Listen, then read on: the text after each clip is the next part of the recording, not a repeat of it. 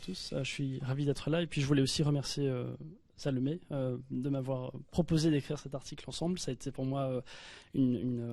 ça m'a offert un petit cadre hospitalier, on va dire, pour explorer des hypothèses que je pressens depuis un certain temps, mais que je n'osais pas explorer tout seul. Je n'osais pas par manque de moyens intellectuels, mais aussi par humilité, tout simplement, du fait que, comme Salomé, je ne suis pas théologien, et donc si les propos que je tiens ici aujourd'hui et les propos de l'article aussi manipulent effectivement des notions de théologie ou de discours religieux, mais que l'on transforme effectivement en concept. L'idée étant, c'est peut-être un petit point de méthode quand même qui est important à souligner. Vous aurez l'occasion, si vous assistez plus tard à la table ronde, d'entendre Alexei Greenbaum, qui a proposé une sorte de méthodologie qu'on trouve assez opérante pour cet article, qui propose de contraster par homologie plutôt que par analogie. Donc il ne s'agit pas de dire que ce qui se joue dans le numérique aujourd'hui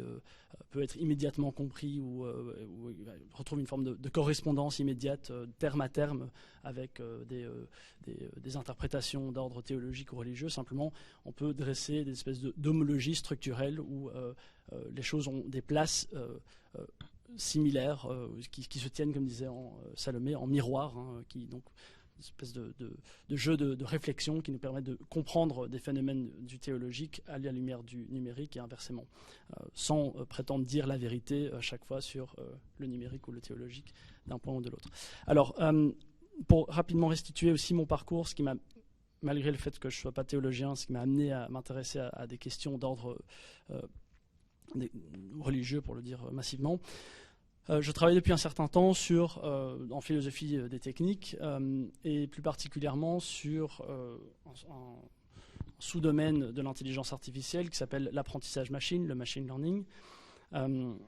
J'ai fait tout un travail plutôt, on peut qualifier de généalogique, sur un peu les origines conceptuelles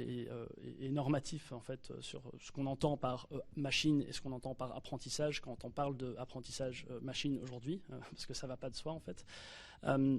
Et quand j'ai un peu fait le tour, en tout cas de mon point de vue, de certains de ces aspects plus techniques, je pouvais pas éviter d'entendre tous les discours académiques, médiatiques, politiques autour de ce déploiement massif du machine learning et de l'intelligence artificielle contemporain, souvent accompagné d'un discours un peu comme ce qui intéresse en chacun nos obsessions et nos petites marottes. Moi, Salomé, c'est le déclin du langage. Moi, c'est la question de l'aliénation technique, qu'on est de plus en plus aliéné à la technique et que la technique nous aliène. Donc c'est ce double mouvement aussi, que la technique nous aliène et qu'on s'aliène de la technique. Et qu'il y aurait quelque chose qui jouerait là dans le déploiement de l'intelligence artificielle contemporaine qui pousserait à son paroxysme cette aliénation technique, souvent accompagnée de toute une série de qualifications qu'aujourd'hui on a un rapport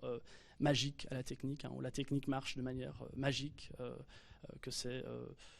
qu'il y a une forme de croyance, où on est un petit peu bercé dans des formes d'illusions, tous ces discours assez dévalorisants aussi, comme le disait Gemma au début, que du coup on fait de la croyance et du rapport magique quelque chose d'emblée dévalorisé, ou en tout cas il faut justifier en quoi ça aurait de la valeur de croire ou de se rapporter magiquement à la technique. Et il me semble, et c'est ce qu'on a essayé d'un peu explorer dans l'article avec Salomé, que une certaine lecture théologique de certains de ces enjeux peut-être nous montrer en quoi le rapport à la technique contient toujours quelque chose de l'ordre de la croyance, de l'ordre de la magie, et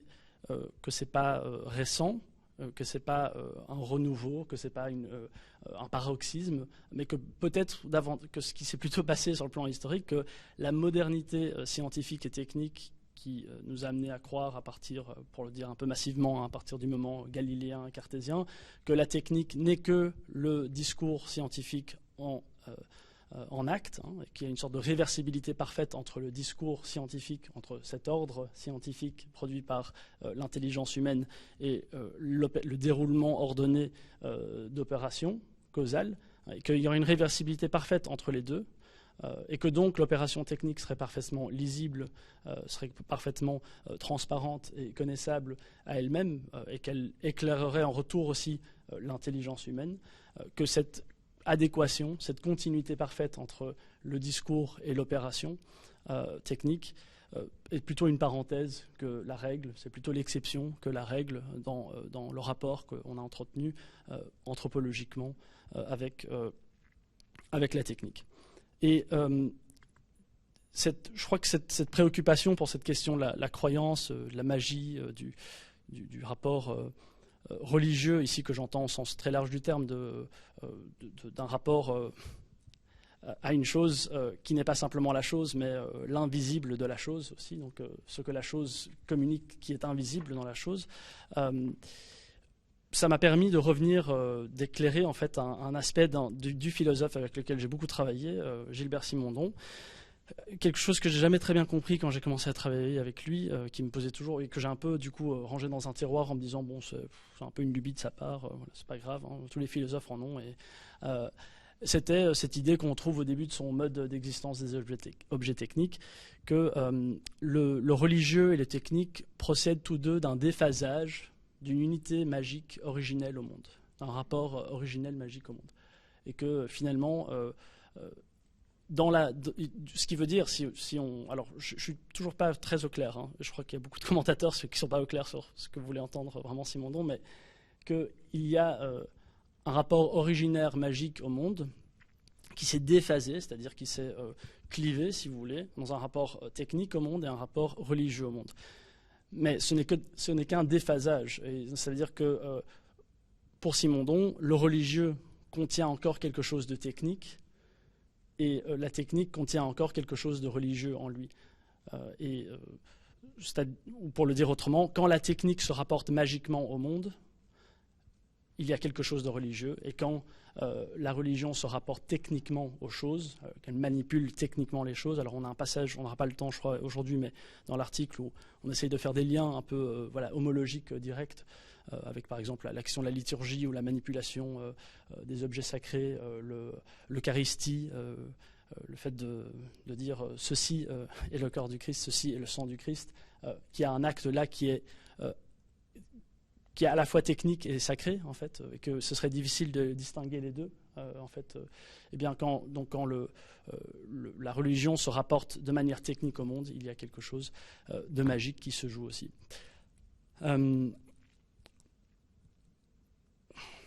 Encore 5 minutes ou... Alors, je dirais, une des choses, moi, qui m'intéresse, c'est cette idée que... je fais un petit saut dans mon propos, mais ce qui m'intéresse, c'est que une des thématiques qui m'a beaucoup intéressé dernièrement, c'est cette idée que le monde est donné, au sens données numériques. Avec ce double discours qu'on produit des données sans cesse, hein, donc il y a quand même une certaine lucidité sur le fait que voilà, les données sont quand même pas là dans la nature, qu'on produit des données. On a une quantité exponentielle de dispositifs qui produisent des données, et en même temps, on parle toujours de capter des données. On a quand même une conception largement répandue que les données sont quand même là, que la donnée numérique, au sens de 0 et de 1, que tout, et ça c'est quelque chose qui revient sans cesse aussi, que tout peut être dit, traduit en 0 et 1, parce que ce serait le langage élémentaire des choses. Et là, on retrouve, c'est une ésémologie qu'on a essayé de dessiner, tout une espèce de parallèle avec cette idée de mathesis universalis, du langage binaire. Alors, c'est très clair chez George Boole, hein, l'inventeur de l'algèbre boolien, donc, qui a inspiré le langage binaire qu'on utilise aujourd'hui dans le numérique, qui était unitarien et donc qui considérait aussi que l'algèbre qu'il avait inventée qui touchait en fait au plus près du langage divin, qui avait un langage, la langue de Babel, quoi. Là, on est en plein dedans, et que le langage numérique, là, de ce langage numérique de 0 et de 1, qui ne serait que 0 et 1, opère à la fois comme une réduction de la complexité, de la pluralité de la création, elle appauvrit, hein, on retrouve là le déclin, et en même temps, elle est asémantique. en fait. Hein. Et ça, tout le monde est très clair là-dessus aujourd'hui pour dire que le numérique ne dit rien. C'est qu'une syntaxe générative à l'infini. Et parce qu'elle est tellement rudimentaire, c'est que des 0 et des 1, on peut tout dire en 0 et en 1. Et donc là, il y a aussi quelque chose qui nous intéresse beaucoup, c'est comment est-ce que un langage numérique, là, il est à la fois réducteur, il appauvrit, il ramène tout juste à des 0 et des 1, c'est quand même bien triste, et en même temps, c'est infiniment génératif, il y a une puissance de création infinie. Et juste pour finir donc là-dessus, il me semble que c'est ce qui joue dans l'apprentissage machine aujourd'hui. Hein. On a abandonné depuis un certain temps une approche qu'on a appelée Good Old-Fashioned Artificial Intelligence, donc l'approche symbolique qui consistait à embarquer toutes les représentations du monde dans la machine. On s'est vite rendu compte que c'est impossible parce qu'on n'a jamais fait le tour des représentations formelles symboliques du monde. Et donc on s'est plutôt dit, on va simplement laisser la machine, on va lui donner un cadre très rudimentaire, une syntaxe en fait, un algorithme très rudimentaire, à partir duquel il va générer des structures du monde. C'est difficile de ne pas voir là une idée d'un programme qui s'écrit lui-même,